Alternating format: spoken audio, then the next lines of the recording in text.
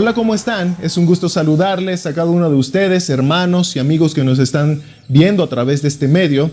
Continuaremos estudiando esta serie sobre el catecismo de la nueva ciudad. Y hoy nos toca la tercera pregunta, el tercer tema. ¿Cuántas personas hay en Dios? Hace el anterior estudio estuvimos viendo que Dios es único, que Dios es uno, no hay más dioses fuera de Él. Y la palabra de Dios lo fundamenta desde el principio. Deuteronomio capítulo 6, versículo 4 dice: Oye Israel, Jehová nuestro Dios, Jehová uno es. Y nosotros, los cristianos, creemos esta gran verdad porque está fundamentada en la Sagrada Escritura. El cristiano no es politeísta, no cree en muchos dioses, somos monoteístas. Creemos en un solo Dios, como dice Deuteronomio capítulo 6. Ahora, el tema que vamos a estudiar el día de hoy, que es la Trinidad, está igualmente fundamentado en la palabra de Dios. Lo vemos plasmado desde el principio hasta el final de una manera progresiva. Dios se ha ido revelando o ha ido revelándonos a través de toda la historia de la redención este misterio sobre Él. Dios es un Dios trino. Ahora, la palabra Trinidad no se encuentra en la Biblia y eso lo sabemos. Pero es que este es un término teológico para tratar de darnos con más claridad un entendimiento de qué trata esta doctrina. La palabra Trinidad significa tres en uno, triunidad, tres en una unidad perfecta. ¿Cuántas personas hay en Dios? El catecismo de la nueva ciudad lo expresa de la siguiente manera. En el único Dios vivo hay tres personas: el Padre, el Hijo y el Espíritu Santo. Ellos son la misma sustancia, iguales en poder y gloria. Desde el principio, en el Antiguo Testamento, Dios va revelándonos esto a través de la Escritura. Por ejemplo, Génesis capítulo 1, versículo 1, dice: en el principio creó Dios los cielos y la tierra. Esta palabra que se nos traduce aquí en nuestra versión en español como Dios, viene del original hebreo Elohim, que es una palabra plural, es un nombre plural de Dios, que denota una pluralidad en la deidad. El nombre Elohim lo encontramos en muchas partes, justamente en esta porción escrita por Moisés. Por ejemplo, Génesis 1:26 dice: entonces dijo Dios, dijo Elohim, hagamos al hombre a nuestra imagen, conforme a nuestra semejanza. Acá podemos otra vez ver palabras que denotan pluralidad en la deidad. Hay una interacción en la deidad. Hay una interacción. Hagamos a nuestra imagen. Nosotros vemos a Dios de una forma en la que podemos notar una unidad perfecta, de tal manera que reconocemos que Dios es uno, como dice Deuteronomio capítulo 6. Pero reconocemos también que en la deidad interactuaron eternamente y en perfecta armonía distintas personas. Distintas personas. Por ejemplo, Dios, siendo amor en esencia y amando eternamente, nos habla de una, o mejor dicho, no nos habla esto de una soledad per se. Dios necesitaba expresar ese amor que es en esencia, de tal manera que entendemos que cada persona de la deidad podía amar por la eternidad porque tenía a quien amar. Antes de la creación, antes de crear, Dios ya amaba, porque es un Dios plural, ya tenían a quien amar. El Padre amando al Hijo y al Espíritu Santo eternamente. El Hijo amando al Padre y al Espíritu Santo eternamente. Y el Espíritu Santo amando al Padre y al Hijo eternamente. Porque vemos en la Escritura una interacción en la deidad. Génesis capítulo 3, versículo 22, leemos: y dijo Jehová Dios, he aquí, el hombre es como uno de nosotros. Una vez más, pluralidad, sabiendo el bien y el mal. Esto está escrito en el contexto de la caída del hombre en pecado. Y ahora Dios estaba expulsando a este hombre caído del huerto del Edén.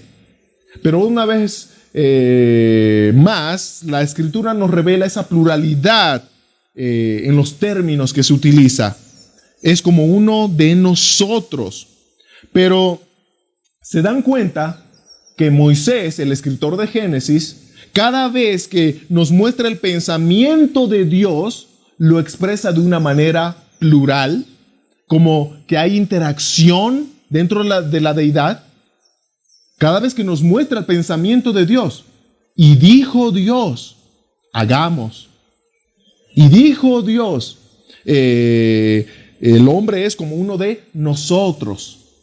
Pero cuando Moisés nos muestra luego el accionar de Dios, luego de esa interacción interna de la deidad, visto externamente, Moisés siempre lo muestra como un solo Dios. Un solo Dios. Él nunca dice, y crearon. Él dice, y creó Dios. Y creó Dios. Y dijo Dios. Nunca dice, y dijeron. Y sacó, cuando se refiere a que expulsó al hombre del huerto del Edén. Y sacó. No dice, y sacaron al hombre. Y echó al hombre. No dice, y echaron. Moisés nos revela esta gran verdad. Dios es uno y al mismo tiempo es plural internamente. Moisés se expresa de forma singular hacia Dios y al mismo tiempo nos muestra una pluralidad perfecta en armonía. ¿Cómo sabemos ahora que de alguna manera podemos tal vez ya convencernos solamente con lo que vemos en Génesis, ¿verdad? Pero si continuamos viendo a lo largo de la Escritura, vamos a ver teofanías en donde se nos muestra que hay pluralidad en la deidad. Pero a lo largo de la Escritura, y ya cuando llegamos al Nuevo Testamento, ya se nos aclara quiénes y cuántos son los componentes de la deidad. Hasta antes de eso, en el Antiguo Testamento vemos solamente algunas huellas, algunos susurros con respecto a esta doctrina. Pero ya en el Nuevo Testamento podemos aseverar quiénes son y cuántas son las personas que componen la deidad. Como sabemos, son el Padre, el Hijo y el Espíritu Santo. En Marcos capítulo 1, versículos 10 y 11, en el contexto del bautismo de Jesús, podemos ver este evento. Y luego de que fue bautizado Cristo, cuando subía del agua, vio abrirse los cielos y al Espíritu como paloma, el Espíritu Santo, que descendía sobre él. Y vino una voz de los cielos que decía, tú eres mi Hijo amado, en ti tengo complacencia. Los unicitarios, que este es un grupo que no cree en la pluralidad de Dios, en la Trinidad, los unicitarios creen que Dios se manifiesta en ocasiones como el Padre y en ocasiones como el Hijo y en ocasiones como el Espíritu Santo, pero no creen que son personas distintas. Pero cuando vemos este evento del bautismo de Jesús, podemos ver al Padre, al Hijo y al Espíritu Santo interactuando distintamente y al mismo tiempo en unidad en este evento. El Hijo viendo al Espíritu descender en una forma corpórea como paloma, porque es el Espíritu, entonces para ser visible tenía que tomar una forma. Y aparte de ver el Espíritu Santo, se escucha una voz del cielo, que es el Padre, diciendo, este es mi Hijo amado, en ti tengo complacencia. El Padre, el Hijo y el Espíritu Santo en un mismo evento, no por separado, en un mismo evento, mostrándonos que son distintas personas. Aquí tenemos algunos argumentos para poder entender un poco más el tema de la Trinidad. Número 1, Dios es uno, solo hay un Dios. Solo hay un Dios. El Padre es Dios, el Hijo es Dios, el Espíritu Santo es Dios, pero el Padre no es el Hijo no es el Espíritu Santo y el Espíritu Santo no es el Padre. Dios es uno y hay tres personas distintas en la deidad. 1 Corintios, capítulo 13, versículo 14, el apóstol Pablo está despidiéndose de la iglesia de los Corintios. Y en esta despedida, en la cual el apóstol Pablo está siendo inspirado por el Espíritu Santo, él dice lo siguiente: la gracia del Señor Jesucristo, el amor de Dios y la comunión del Espíritu Santo sean con todos vosotros. Amén. Aquí vemos cómo el apóstol Pablo se despide de los corintios, pero inspirado por Dios mismo, pone a Cristo, si pueden leer, ahí en el texto que acabamos de ver, pone a Cristo antes que Dios, en esta línea en esta lista de la despedida. Pone a Cristo antes de Dios y le llama Señor. Le llama Señor. En primer lugar, la palabra con la que se describe a Jesucristo en esta despedida del apóstol Pablo, y voy a repetir que es inspirada por Dios, el apóstol usa esta palabra Señor, que significa el amo de todo, el dueño de todo, aquel que está sobre todas las cosas, el Señor, el Curios. Y es interesante cómo en el Antiguo Testamento, o para los judíos, esta palabra Señor era algo que solamente podrías utilizarla para Dios mismo, solo para Dios. Y el apóstol Pablo la utiliza para Cristo. Ahora, con respecto al orden, Cristo está puesto en esta lista de la despedida de la carta del apóstol Pablo. Cristo está puesto antes de Dios, que en este contexto se entiende que es Dios el Padre. Y si el apóstol Pablo no creyera que Jesucristo es Dios, prácticamente lo que estaría escribiendo acá es una blasfemia, porque está poniendo a Jesucristo al mismo nivel del Padre, al mismo nivel de Dios. Y recuerdan por qué razón fue que crucificaron a Jesús, ¿verdad? Los fariseos condenaron a Jesús por supuestamente haber escuchado blasfemia de él al hacerse igual a Dios. Pero o Cristo era un blasfemo, un mentiroso, un loco, como dijo alguien por ahí, o realmente es Dios. En 1 Juan, capítulo 1, versículo 1, el escritor, el apóstol Juan, dice lo siguiente: en el principio era el Verbo, y el Verbo era con Dios, y el Verbo era Dios. Versículo 14, y aquel Verbo fue hecho carne y habitó entre nosotros, y vimos su gloria, gloria como la del unigénito del Padre, lleno de gracia y de verdad. Este es un verso en donde nos aclara que está hablando de Jesús. Jesús es ese Verbo que era desde el principio con Dios. Pero no solamente desde el principio con Dios, sino que nos dice que era Dios. Era Dios. Nos afirma la deidad de Cristo, la deidad de aquel que se encarnó. Jesús es Dios. Entonces acá en la lista que el apóstol Pablo escribe en su despedida a los corintios, no vemos una jerarquía de importancia, como que, bueno, el que va primero es más importante que el que va segundo. No, no, no. Aquí el apóstol Pablo, inspirado por Dios, al escribir esto en el final de su carta, nos está mostrando más bien una igualdad en poder, en rango, en majestad y en gloria. El Hijo igual que el Padre. Pero ¿saben qué? Aquí en esta misma lista tenemos al Espíritu Santo. El Espíritu Santo también forma parte de esta despedida del apóstol Pablo, en donde está Cristo, Dios el Padre y el Espíritu Santo. ¿El Espíritu Santo es Dios? Por supuesto que sí.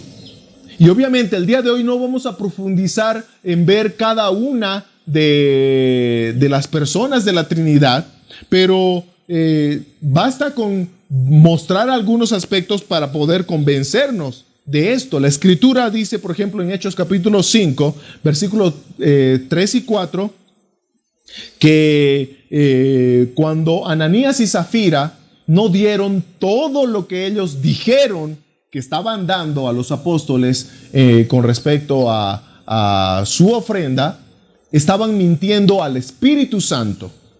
Y luego de decir que estaba tratando de mentir al Espíritu Santo, el apóstol Pedro termina diciendo: no has mentido a los hombres, sino a Dios. Mentir al Espíritu Santo es mentir a Dios, porque el Espíritu Santo es Dios. Es Dios.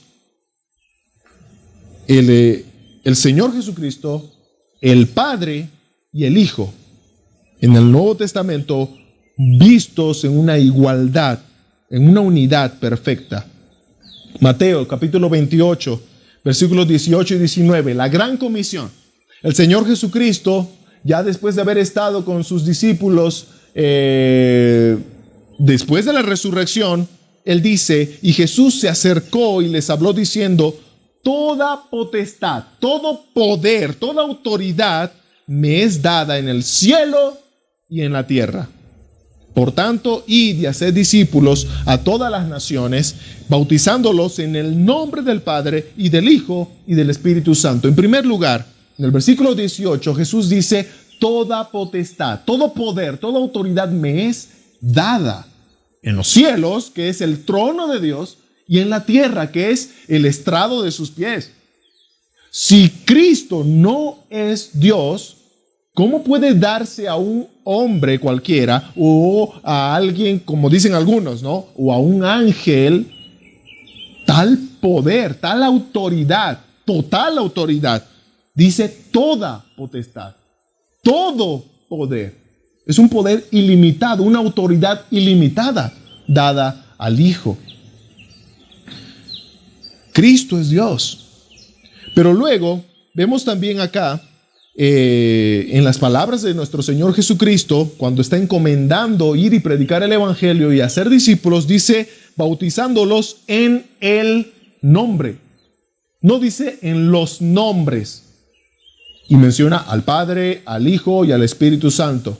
Dice en el nombre, una unidad, y al mismo tiempo Cristo nos muestra una diversidad, una pluralidad en esa unidad perfecta. En el nombre del Padre, del Hijo y del Espíritu Santo. Una vez más, una igualdad en rango, poder, majestad, gloria. Y esto también lo podemos apreciar en el plan redentor eterno que se ejecutó desde antes de la fundación del mundo. La perfecta unidad en la diversidad al llevarse a cabo el pacto eterno de la redención. El Padre decretó su plan, el Hijo lo llevó a cabo en la cruz y el Espíritu Santo lo aplica en los corazones.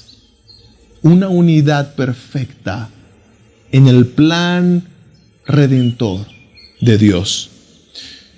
Conclusión. Y vamos a ir mostrándolo en tono de preguntas para llevarnos a reflexionar. ¿Alguna vez habías considerado antes esta manera en la que Dios se da a conocer en toda la Escritura, que es la Trinidad? 3 en 1. ¿Alguna vez lo consideraste o lo ignorabas?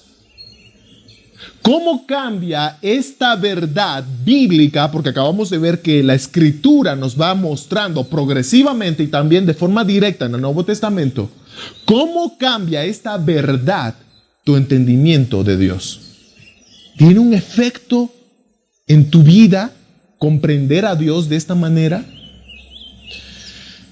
Ahora entiendes por qué decimos que Dios es infinitamente complejo. No cabe en nuestra cabeza tal misterio. Y a veces tratamos de explicarlo de maneras sencillas, con lo cotidiano que vemos acá, ¿verdad? Con aspectos de la ciencia. Pero incluso así va más allá de lo que nosotros podemos comprender. Pero sabes que aunque Dios es así de complejo y así de infinito, Él puso sus ojos, su plan, su propósito y nos hizo parte de Él. Salmos capítulo 8, versículo 4 dice: ¿qué es el hombre para que tengas de él memoria? ¿Y el hijo del hombre para que lo visites? ¿Qué somos? ¿Qué eres tú comparado con Dios? Dios es infinitamente complejo y no entra en nuestra cabeza, en nuestra comprensión, la grandeza de Dios, pero aún así, Él nos llama. Pero aún así, la Escritura dice que Él nos ama y nos amó de tal manera que envió a su Hijo Jesucristo a morir en una cruz para que todo aquel que crea en Él tenga vida eterna. Si tú estás escuchando esto y es primera vez que estás considerando la grandeza de Dios y la vileza de tu corazón por tu pecado, razón por la cual fuimos echados por este trino Dios en el del huerto del Edén, porque Dios es santo y el hombre pecador, fuimos echados de la santidad de Dios. Dios nos llama una vez más a su santidad para que creamos en Jesucristo, el santo, y seamos revestidos por la santidad de Él y seamos salvos de la condenación a la que vamos si no obedecemos a su llamado, si no creemos en el Evangelio instituido por Él desde antes de la fundación del mundo. Cree en el Señor Jesucristo y serás salvo tú y tu casa, dice la palabra de Dios. Cree en el Señor Jesucristo y recibirás el perdón de Dios.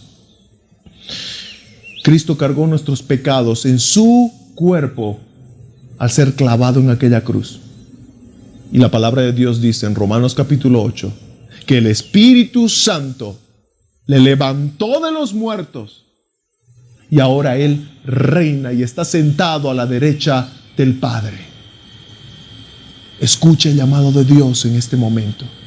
Escucha la voz del buen pastor diciendo: ven, vamos a orar. Amado Señor, te damos gracias porque a pesar de tu grandeza y lo incomprensible de quién eres, tú te das a conocer, Señor. Está revelada en la Escritura lo que tú quieres que conozcamos. Y tú nos llevas a través de tu palabra y a través de tu Espíritu a mirar a Cristo Jesús. Gracias porque en Él tú, siendo el Dios invisible, te haces visible. Gracias, Señor. Gracias por tomarnos en cuenta cuando nosotros solamente somos gusanos delante de ti. Te pedimos, Señor, obra con tu Santo Espíritu en los corazones de cada persona al escuchar tu palabra. En nombre de Cristo Jesús, te pedimos todo esto.